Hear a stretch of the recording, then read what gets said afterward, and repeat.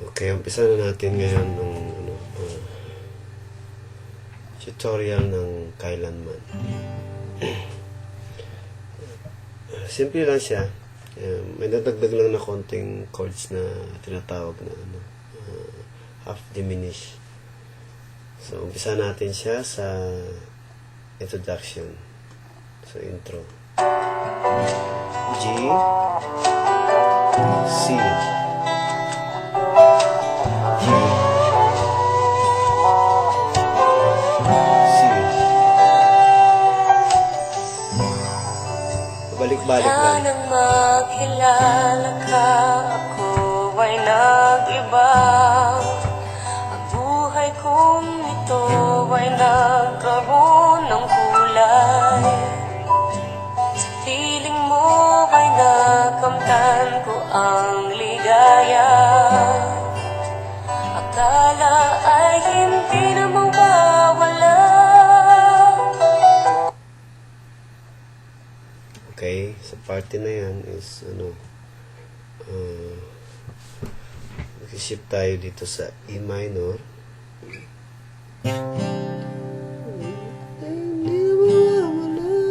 Tapos E minor.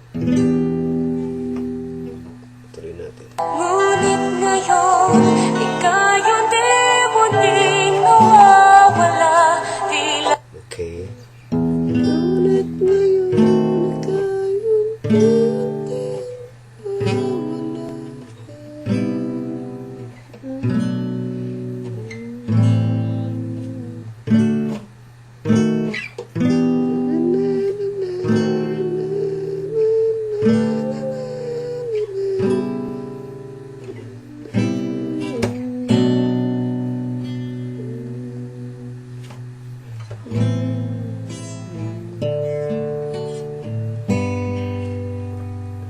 So, umpisa natin doon sa E minor ulit. E minor, yan ang E minor. Pwede rin sa kabila, pwede ka rin mag-E minor dito. Tapos, half diminish, yan. Yan ang chords ng half diminish. Sa pang-limang string, 1, 2, 3, 4, 5, 6. Tapos, pangatlong string is number 7 na fret. Tapos, yung pang-apat na string is, doon sa 1, 2, 3, 4, 5, pang-lima. Tapos, yung pang-limang string is dito. 1, 2, 3, 4, 5, 6. Yan ang half diminish. Kung na. Okay. So, ulitin natin.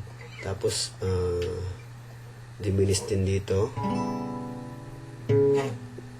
Ang diminish na, yung diminish talaga is 1, 2, 3. Dito, ang position niya ay 1, 2, 3. 1, 2, 3, 4 na pangalawang string, tapos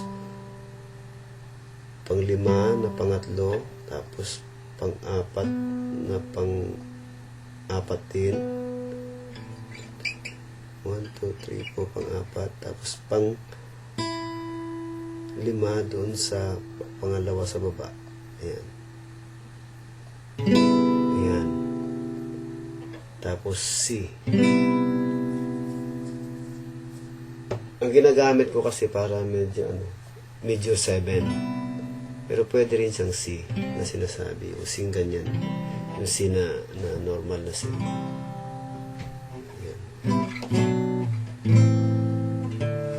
Okay, dito na. tinatangay ng alon lumalayo sa piling ko mo.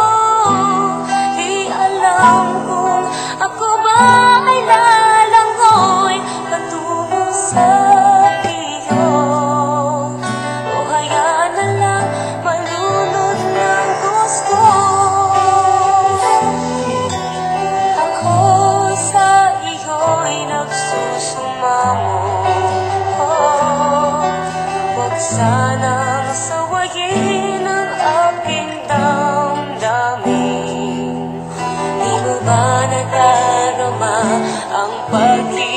hirap ng puso kong ikaw ang siyang pinamahal.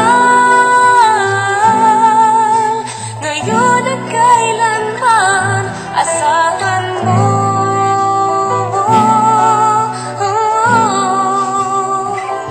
Ikaw lamang. Yun lang. Tapos, mag-intro na naman. Okay.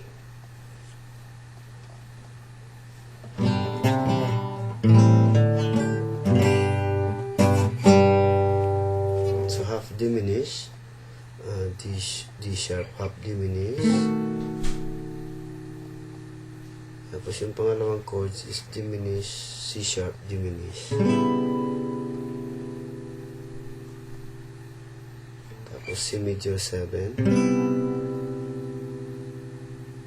Tapos, B minor 7. Pwede rin siyang B minor. Nilalagyan ko siya ng 7 para mas maganda yung tunog niya. Tapos, A minor. Sa halip na A minor ang ginagamit ko is A minor 7 din. Okay? So, yun lang may share ko. Kung ano man yung tanong nyo na lang sa akin kung medyo mahirapan kayo. So, yan na lang. Okay.